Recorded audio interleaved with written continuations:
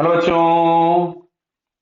Question में लिखा है when an observer moves towards a stationary source with a certain velocity he observes an apparent frequency f. मतलब यहां पर आपके पास ये सोर्स स्टेशनरी है और ये ऑब्जर्वर जो है वो किसी भी वेलोसिटी वी ओ से इधर आ रहा है और यहां ये जो एपरेंट फ्रीक्वेंसी देख रहा है वो एफ है। ठीक है, आगे बढ़ते हैं question. When it moves away from the source with the same velocity, the observer observed frequency 0.8f। मतलब जब ये ऑब्जर्वर यहां कहीं पे पहुंच गया और ये इधर की तरफ में जा रहा है वीओ से, तो अभी यहां जो एफ एपरेंट हम लोगों के पास है इट इज 0.8f। क्लियर। पूछा है कि if the velocity of sound is v then find the velocity of observer या स्पीड ऑफ ऑब्जर्वर। तो समझो बात को, अभी सोर्स टू ऑब्जर्वर पॉजिटिव होता है तो ये डायरेक्शन हमारे पास पॉजिटिव हो गया। भाई वी एस हमको दोनों ही बार जीरो दिया है। अच्छा, यहाँ पे वी ओ की जगह हम लोग अभी लिखेंगे माइनस वी ओ। क्यों? क्योंकि ये इस पॉजिटिव डायरेक्शन के अपोजिट जा रहा है, जबकि हम यहां पे देखेंगे तो v o is equal to आप लिखिएगा प्लस वी ओ। क्यों? क्योंकि सोर्स टू ऑब्जर्वर या direction of sound is taken as positive, तो पहले आपके पास वीओ निगेटिव होगा, बाद में वीओ पॉजिटिव हो जाएगा। क्लियर। चलिए वापस आते हैं। बेसिक रिलेशन हम लोग जो लिखते थे एफ एपरेंट का, वही आता था f apparent is equal to f actual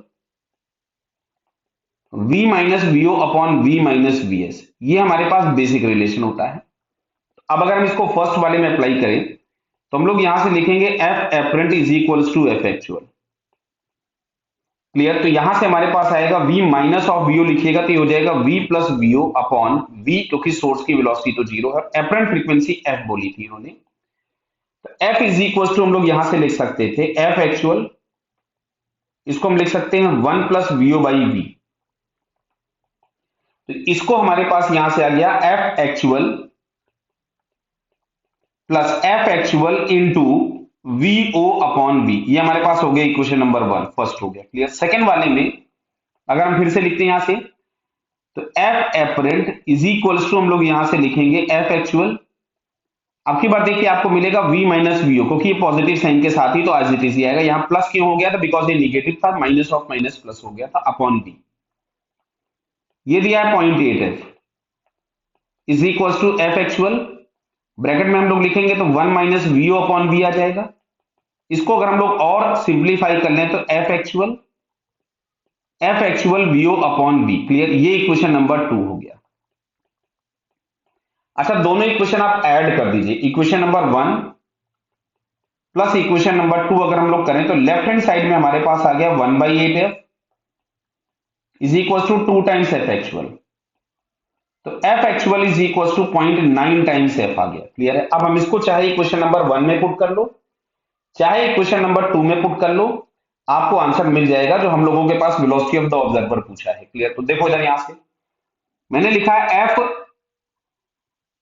actual की जगह मैं लिख दूंगा ये, तो एफ एक्चुअल की जगह मैंने लिख दिया 0.9f plus 0.9f VO upon we. तो देखो सारे एफ तो कैंसिल हो गए, इसको 1 में से 0.9 गए थे, बचा 0.1, 0.9 इंटू वीओ अपॉन वी, तो ये कैंसिल हो गया। तो यहां से बेटा हम लोगों को मिलता है v observer is equal to v by 9।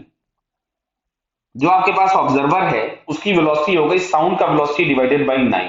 Clear. तो यहां से v बाई 9 वाला ऑप्शन अगर हम लोग चेक करें तो v बाई 9 बेटा हम लोगों को यहां पे c वाले ऑप्शन में दिखता है। So it's correct answer is c. Okay बेटा, ऑल द बेस्ट।